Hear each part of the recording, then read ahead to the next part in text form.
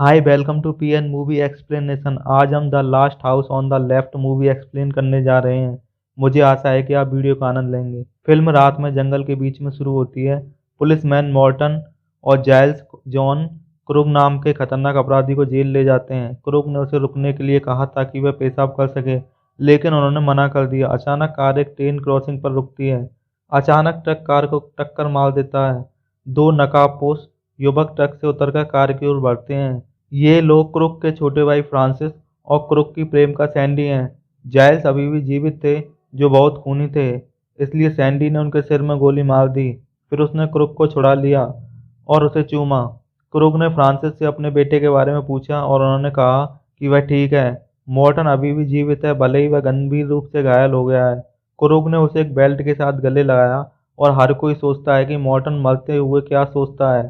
Francis ने Morton के पास से पैसे चुराए, भले ही उसमें खून लगा हो। क्रूग ने मॉर्टन को उसकी दो छोटी बेटियों की तस्वीर दिखाई और कहा कि मॉर्टन उन्हें फिर कभी नहीं देख पाएगा। क्रूग ने मॉर्टन को मार दिया। दूसरी जगह 70 वर्षीय मैरी कॉलिंगवुड पूल में तैरती है, जबकि उसकी मां एमा उसको देखती है। मैरी के तैरने के बाद वह अपनी मां से पूछती है कि उसके पास कितना समय है। एमा ने कहा कि इससे कोई फर्क नहीं पड़ता और कहा कि उन्हें अपनी छुट्टी शुरू करनी चाहिए। एमा सर्जरी के बाद अपने पति डॉक्टर जॉन कॉलिंगवुड को अस्पताल लेने जाती है।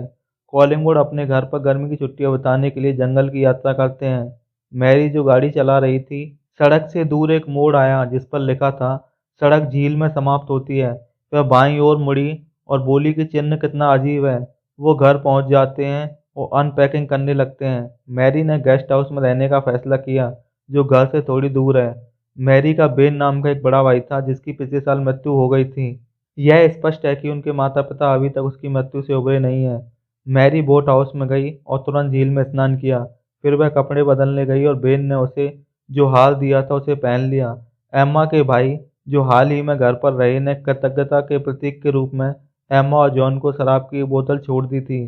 जब जॉन टूटे हुए माइक्रोवेव को ठीक करने की कोशिश कर रहा था, तो मैरी ने अपने माता पिता से पूछा कि क्या वह कार उधार ले सकती है। वह अपने दोस्त पैगी से मिलने पास के शहर जाना चाहती थी। एम्मा सोचती है कि वे एक साथ एक शानदार पारिवारिक रात्रि भोज कर सकते हैं। जॉन मैरी को चाबियां और पैसे का एक बंडल देता है ताकि वह शहर में मस्ती कर सके। एम्मा ने मैरी को शहर पहुंच जाने पर उसे फोन करने के लिए कहा। जॉन और एम्मा एक साथ एक अच्छा, शांत और रोमांटिक डिनर करने की योजना बनाते हैं। मैरी पैगी के साथ है। पैगी एक जनरल स्टोर में काम करती है। जैसे ही वे मिलते हैं और आगे की अपनी योजना के बारे में बात करते हैं, जस्टिन नाम का एक किशोर बहुत सारा जंक फूड इकट्ठा करता है। वह काउंटर पर आया और सिगरेट मांगी। पैगी उसकी आईडी जांचना चाहती है, इसलिए जस्टिन एक समझौता करता है कि अगर वह उसे सिगरेट खरीदने देती है तो वह उसे अपने मोटल के कमरे में मौजूद प्राइमो बीड़ देगा। पैगी सौदे के लिए सहमत हो जाती है। जस्टिन यह देखकर घबरा गया कि कुछ पैसा पर खून लगा है, लेकिन उन्होंने एक साफ नोट देखी। मैरी उन सभी को मोटल ले गई। जस्टिन और पैगी कार से बाहर निकले। उन्होंने मैरी से कहा कि वे कुछ ही मिनटों में वापस आ जाएंगे। जब वह कार में इंतजार कर रही थी, मैरी ने देखा कि उसके सेल फोन में कोई सिग्नल नहीं था। वह एक पागल से चौंक गई, जिसने उससे पूछा कि क्या उसने कमरे में चाबी बंद कर दी है। प्रतीक्षा से थककर मैरी कमरे में प्रवेश करती और देखती है कि जस्टिन और पैगी धूम्रपान कर रहे हैं। वह थोड़ी आश्वस्त थी कि वे उसे नहीं मिली, लेकिन वह बैठ गई उसके साथ धूम्रपान किया। एम्मा ने मैरी को इस डर से फ़ोन किया कि उसने शहर में आने पर फ़ोन नहीं किया। मैरी ने उसे आश्वासन दिया कि सब कुछ ठीक है।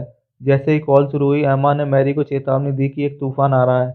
मैरी का कहना है कि वह पैगी के घर पर रात बिताएगी और फ़ोन कट गया। पैगी ने बेड पर डांस किया। मैरी जस्टिन से उसके परिवार के बारे में पूछती है। उसका कहना है कि उसके पिता और चाचा की वजह से उन्हें घूमना पड़ता है। उसने कहा कि उसकी मां की मौत हो गई है। मैरी उसे बताती है कि उसका भाई मर चुका है। पैगी विषय को कुछ और मज़ेदार में बदलना चाहती है और कहती है कि जस्टिन अच्छा हो सकता था यदि वह एक डरावना नजर नहीं आता। जस्टिन अपने अंकल की शर्ट पहनता है, जबकि पैगी और मैरी उसे मेकओवर देते हैं। अचानक क्रुक, फ्रांसिस और सैंडी मोटल में दिखाई देते हैं। सैंडी ने तुरंत अपनी शर्ट उतार दी, ब्रा और साफ कपड़े पहनने की तलाश में बिना टॉप के चल दी। फ्रांसिस ने देखा कि जस्टिन ने उसकी शर्ट पहनी हुई है, लेकिन उसने उसे पहने रहने के लिए कहा। जब क्रुग ने दो किशोर लड़कियों को देखा तो वह जस्टिस से नाराज हो गया और उससे कहा कि वह किसी को भी मोटल के कमरे में ना ले जाए। जस्टिन क्रुक को बताता है कि वह नहीं जानता था कि वह जल्दी ही वापस आ रहा है, और उसने कहा कि उसने सोचा कि वह चरस से छुटकारा पा सकता है।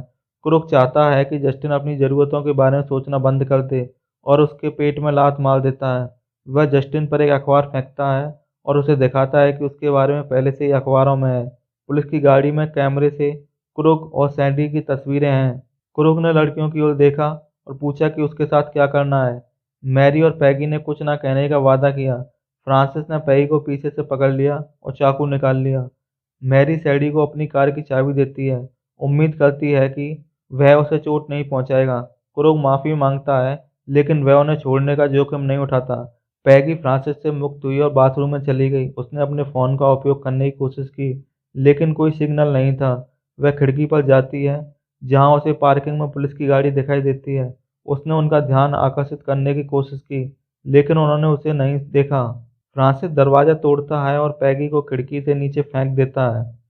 इस प्रक्रिया में सिंक से उसका सिर टकरा जाता है। फिर उसने उसका फ़ोन तोड़ दिया। क्रूक जस्टिन को मैरी को देखने के लिए मजबूर करता है और उसे बताता है कि वह उनकी समस्या के लिए जिम्मेदार है। मैरी की कार को गिरोह और लड़कियां चला रहे थे। फ्रांसिस ने पैगी को पकड़ लिया, सैडी ने मैरी को पकड़ लिया और क्रूक ने जस्टिन के साथ आगे की सीट पर ड्राइव की। वे सड़क पर एक और पुलिस की गाड़ी को पार करते हैं और लड़कियों ने उनका ध्यान आकर्षित करने की कोशिश की, लेकिन दोनों को पकड़ लिया गया। वे जंगल के चारों ओर ड्राइव करते हैं और सड़क में कट के पास पहुंचे। क्रूक ने फ्रांसिस को नक्शे पर देखने को कहा कि मुख्य सड़क कहाँ है। मैरी उन्हें बताती है कि यह बाईं ओर है, इसलिए क्रूक बाईं ओर मुड़ता है। क्रूक और सैडी मैत्रीपूर्ण और विनम्र होने के लिए मैरी की प्रशंसा करते हैं। मैरी ने अपने सामने एक कार का सिगरेट लाइटर देखा। एक शांत गति के साथ वह शांत अभिनय करते हुए लाइटर को अपने पैर से अंदर धकेलती है। उसने उन्हें उस रास्ते से गुजरते हुए देखा जहां उसका घर था। जब लाइटर तैयार हो गया तो उसने उसे बाहर निकाला और सैडीज के माथे को जला दिया, जिससे जलने का एक छोटा सा निशान रह गया। पैगी फ्रांसिस से लड़ती है, जबकि क्रुक सभी को शांत करने की कोशिश करता है। मैरी ने दरवाजा खोला कूदने की कोशिश की, लेकिन सैडी ने उसे रोक दिया। क्रुक ने कार पर से नियंत्रण खो दिया, जिससे वे दो पेड़ों से टकरा गए। घायल पैगी कार से बाहर निकल जाती है और मैरी को मुक्त करने की कोशिश करती है, लेकिन क्रुक उसे जमीन पर मारता है। दुर्घटना के दौरान फ्रांसिस की नाक टूट जाती है। उसने अपना गुस्सा लड़कियों पर निकाला, उन्हें लात मारी।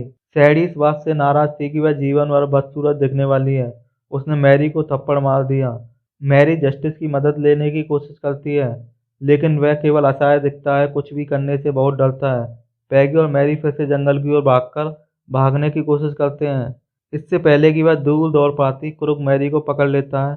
वह सैडी और फ्रांसिस को पैगी को वापस लाने का आदेश देता है। पैगी जंगल में घुस जाती है और उनसे छिपने में कामयाब रहती है।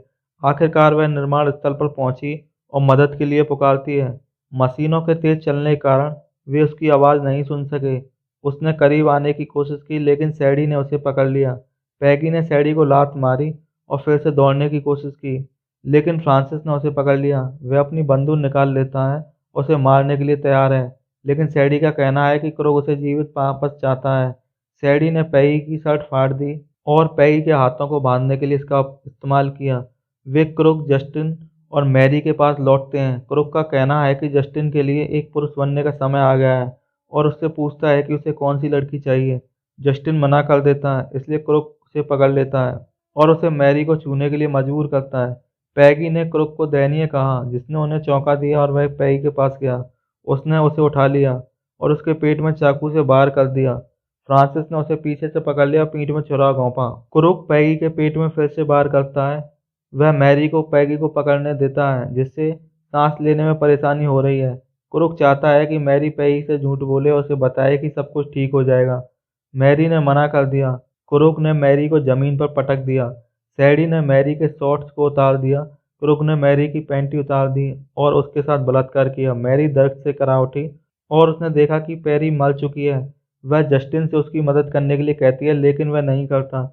बलात्कार के दौरान क्रुक ने मैरी के हार को तोड़ दिया और जस्टिन पर फेंक दिया, जो इसे अपनी जेब में रखता है।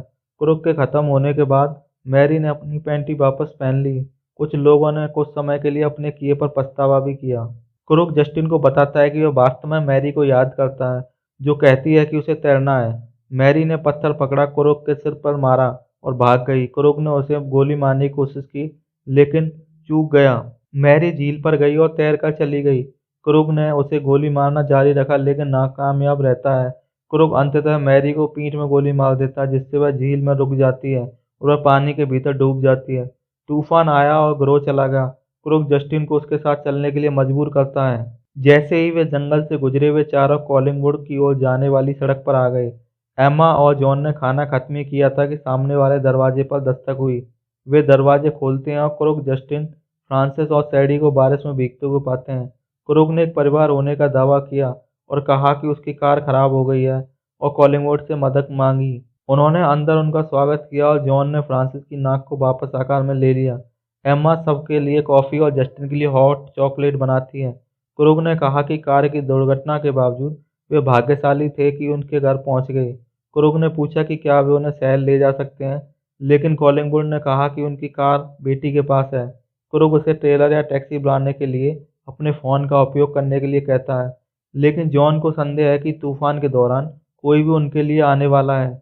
जैसे ही जॉन ने फ्रांसिस की नाक सिल दी, तूफान के कारण बिजली गुल हो गई। जॉन घर के लिए एक बैकअप जनरेटर चलाने जाता है और एम्मा को मेहमानों के साथ अकेला छोड़ देता है। उसने उनसे पूछा कि वे क्या कर रहे हैं, क्योंकि उसने उन्हें पहले कभी नहीं देखा था। फ्रांसिस उसे मारने के लिए अपने चाकू का इस्तेमाल करने के लिए तैयार है, लेकिन क्रुग का कहना है कि उसके पिता उन्हें झील पर मछली पकड़ने के लिए लेकर आते थे। वह अपने बेटे जस्टिन के साथ कुछ क्वालिटी टाइम बिताने की उम्मीद करता है, जो चुप है। फ्रांसिस ने चाकू नीचे रखा और जॉन ने जनरेटर चालू कर दिया। जॉन वापस अंदर गया और फ्रांसिस की नाक सिल दी। इस दौरान फ्रांसिस एम्मा की ओर आकर्षित होता है। वे सभी लिविंग रूम में गए, जहां जॉन ने उन्हें चिमनी से गर्म किया। जस्टिन ने बाथरूम का इस्तेमाल करने को कहा। एम्मा ने उसे बताया कि वह कहाँ है और वह अपना प्याला नीचे रखने के लिए रसोई में गया। फ्रिज पर मैरी की तस्वीर देखकर वह चौंक गया। एम्मा ने आकर कहा कि मैरी उसकी बेटी है। जस्टिन फर्श पर गिर गया। उसने कहा कि वह बीमार है और जल्दी से बाथरूम में गया। उसने दरवाज़ा बंद कर दिया और मैरी की जंजीर खींच ली। क्रुग ने दरवाज़ा खटखटाया और कहा कि एम्मा उसके बारे में चिंतित है। वह जस्टिन को अपने आप को संयोजित करने और कॉलिंगवुड के लिए सामान्य दिखने के लिए कहता है। उसी समय हमने गंभीर रूप से घायल मैरी को बोट हाउस की ओर आते हुए देखा और फिर झील से बाहर रेंगते हुए देखा। जॉन ने अपने मेहमानों को रात भर रुकने की सलाह दी और कहा कि वे बाहर गेस्ट हाउस में रह सकते हैं। जस्टिन रसोई में लौट आया और मैरी के हार को अपने प्याले के चारों ओर रख दिया। क्रुग उसे जल्दी करने के लिए कहता है क्योंकि एम्मा उन्हें गेस्ट हाउस दिखाने जा रही है। क्योंकि घर में बिजली नहीं थी, एम्मा मोमबत्तियों का एक गुच्छा जलाती है। उसने कहा कि अगर उन्हें किसी चीज़ की ज़रूरत है तो वे मुख्य घर आ सकते हैं। क्रुग ने उनके आतिथ्य के लिए उन्हें धन्यवाद दिया। एम्मा घर लौट आई और उसने मैरी को इधर-उधर रेंगते नहीं देखा। एम्मा घर पर कहती है कि उसके मेहमानों के बारे में कुछ अजीब है, लेकिन जॉन इसके बारे में ज़्यादा नहीं सोचता। उन्होंने बाहर बरामदे पर जोर से पीटने की आवाज़ सुनी।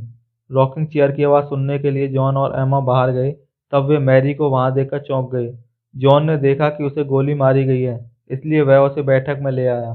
वह चाकू को चिमनी में गर्म करता है और रक्तस्राव को रोकने के लिए घाव को दबाता है। उसने एम्मा को किचन से शराब और तौलिए लेने के लिए कहा। किचन में एम्मा को जस्टिन के कप में लिपटा मैरी का हार मिलता है। उसने महसूस किया कि उसके मेहमान कौन थे। मैरी सांस लेने के लिए संघर्ष कर रही है, इसलिए जॉन ने उसे एक तरफ कर दिया और उसे पीठ पर काट दिया। फिर वह घाव पर एक ट्यूब लगा देता है ताकि वह सांस ले सके। जॉन मैरी की जांघ में खून देखता है और महसूस करता है कि उसके साथ बलात्कार किया गया है। एम्मा जॉन को बताती है कि उसके मेहमान उसकी बेटी के साथ ऐसा कर रहे हैं। उसने जाने से पहले मैरी को हार पहने हुए देखा और वह जानती है कि जस्टिन ने उसे अपने कप के आसपास छोड़ दिया था। जॉन परेशान था और एम्मा ने उससे पूछा कि वे क्या करेंगे। निकटतम घर मीलों दूर था। उनके पास कान नहीं थी और गिरोह अभी भी था। जॉन उससे कहता है कि उन्हें कुछ भी करने के लिए तैयार रहना होगा, क्योंकि मैरी को एक अस्पताल की ज़रूरत थी। उन्होंने कहा उन्होंने वहां यात्रा करने के लिए उसकी नाव का उपयोग करने की योजना बनाई। इस बीच गेस्ट हाउस में सैडी नहाती है और क्रुग बिस्तर के लिए तैयार हो जाता है। उसने देखा कि जस्टिन अगले कमरे में सोफे पर सो रहा है। जस्टिन सोने का नाटक कर रहा है और वह क्रुग की पिस्तौल को देखना शुरू कर देता है। सैडी बिना टॉप के सोई और क्रुग के साथ सोई। जैसे ही फ्रांसिस पास की एक कुर्सी पर सोता है, जस्टिन कमरे में प्रेस करता है, क्रुग की बंदूक चुरा लेता है। जॉन बोट हाउस में गया और नाव तैयार की, लेकिन पाया कि चाबियां गायब थी। उसने आसपास देखा तो पास के कुछ औजारों को देखने लगा।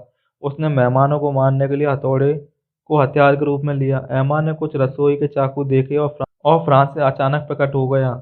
ऐसा कहा कि बाहर बिजली ने उसे जगाया है और उससे पूछा कि क्या उसके पास पीने के लिए कुछ है।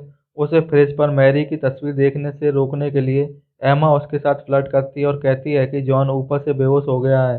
वह फ्रांसिस को शराब की पेशकश करती है और उससे कहा कि वह बैठक में प्रतीक्षा करे। फ्रांसिस दूसरे कमरे में प्रवेश करता है और मैरी को चिमनी के सामने बैठा देखता है। उसने उसे पहचान लिया और लगभग डर गया। एमा ने उसके सिर पर शराब की बोतल मार दी। वह गुस्से में उस पर वार करता है लेकिन एमा ने उसके सीने में चाकू से वार कर दिया। फ्रांसिस ने उसे थोड़ा पीटा और भोजन कक्ष की खिड़की के पास गया और गेस्ट हाउस में दूसरों को चेतावनी देने की कोशिश की, लेकिन तूफान के कारण उन्होंने नहीं सुना। जॉन आता है और फ्रांसिस को हथौड़े से पीटता है। उसने फ्रांसिस की नाक भी तोड़ दी। लड़ाई के दौरान वे रसोई में लौट आए। एमा और जॉन ने सिंक में फ्रांसिस का सिर पकड़ लिया और उसे डुबो दिया। इधर पिटाई करते हुए फ्रांसिस का हाथ कचड़े के डिब्बे में चला गया। जॉन मुड़ता है और फ्रांसिस का हाथ काट देता है। जैसे ही फ्रांसिस दर्द से चिल्लाया और भागने की कोशिश की, जॉन ने उसके सिर में हथौड़े से वार किया और उसे मार डाला। जॉन और एम्मा अन्य लोगों को मारने के लिए कसाई के चाकू और फायर पोकर से लैस होकर गेस्ट हाउस में प्रवेश करते हैं। वे कमरे में जाते हैं और क्रोग और सैंडी को बिस्तर पर देखते हैं, लेकिन वे जस्टिन को उसके बगल में देखते हैं। जस्टिन उन पर बंदूक तानते हैं लेकिन उसे जॉन को दे देते हैं और जॉन धीरे धीरे कमरे के माध्यम से चला गया जहां तक वह सफर कर सकता था और बंदूक थमा दी। जब वह ऐसे लोड करता है, सैंडी जाग जाती है। जॉन ने उसे गोली मार दी, उसकी गर्दन चलाई, लेकिन क्रुक भी जग गया। सैंडी जॉन पर कूदती है और बंदूक के लिए उससे लड़ती है, जबकि क्रुक एम्मा पर बिस्तर फेंकता है। जॉन ने सैंडी को बाथरूम में फेंक दिया और क्रुक को गोली मारने की कोशिश की, लेकिन वह खिड़की से बाहर कूद गया और घर चला गया। सैंडी ने सावर से एक रॉड खींची और जॉन को उसके हाथों से पिस्टल निकालते हुए मारा। जस्टिन जॉन की मदद करने की कोशिश करता है लेकिन सैंडी उसे दूर धकेल देती है। एम्मा ने बंदूक ली और सैंडी को बाईं आंख में गोली मार दी, जिससे उसकी मौत हो गई। क्रुक घर पर आता है, कुछ उलझन में है कि कॉलिंगवुड उन पर हमला क्यों कर रहा है। फिर उसने लिविंग रूम में देखा और टेबल पर खून देखा। वह रसोई में गया और उसे फ्रांसिस का शव मिला। क्रुक बहुत क्रोधित और परेशान था। यह पता चला है कि गेस्ट हाउस जाने से पहले कॉलिंगवुड ने मैरी को नाव पर बैठा दिया था। एम्मा उसके साथ रहती है जबकि जॉन क्रुक को मारने के लिए फायर पोकर के साथ घर जाता है। जॉन ने अपना बटुआ चिमनी के सामने मेज पर देखा। क्रुक परिवार की एक तस्वीर देखता है और जानता है कि मैरी उनकी बेटी है। ऊपर क्रुक ने जॉन को ऊपर आने और उसे लेने के लिए मजाक उड़ाया। क्रुक थोड़ा फर्श पर लुढ़क गया और जॉन को फेंकने के लिए उधर उधर घूमता रहा। उसने बाहर देखा और महसूस किया कि वे बचने के लिए नाव का उपयोग करने वाले थे। उसने खिड़की खोली और जॉन के दहाड़ते ही जोर से आवाज लगाई। जब उसने सोचा कि क्रुक खिड़की से भाग गया तो उसने एमी को फोन करने की कोशिश की। यह पता चला कि क्रुक कमरे में छिपा हुआ था। वह जॉन पर घात लगाता है और एक साथ बेरहमी से लड़ने लगता है। क्रुक ने जॉन को सीढ़ियों पर रेलिंग पर लात मार गया, जिससे वह जमीन पर गिर गया। क्रुक फिर घायल जॉन के पास पहुंचा और उससे पूछा कि क्या वह जानना चाहता है कि उसकी बेटी कितनी तंग है। जॉन का कहना है कि वह क्रुक को अपने जीवन के लिए भीख मांगते हुए सुनना चाहता है और क्रुक पर एक टेबल तोड़ देता है। एक और लड़ाई के बाद क्रुक ने जॉन को फायर पोकर से तब तक मारा जब तक वह बाहर नहीं निकल गया। जॉन फर्श पर गिर जाता है और जब वह अपने पीछे एक बंदूक सुनता है तो क्रुक उसे चुरा घोंपने वाला होता है। जस्टिन को बंदूक की ओर इशारा करते हुए देखने के लिए क्रुक ने मुड़कर देखा। क्रुक इस पर विश्वास नहीं कर सकता। उसे बता रहा है कि उसने एक समय का नरक उठाया है। क्रुक ने कहा कि वे नाराज नहीं थे और उन्होंने बंदूक मांगी। जस्टिन ने ट्रिगर खींचा लेकिन बंदूक गोलियों से खाली थी।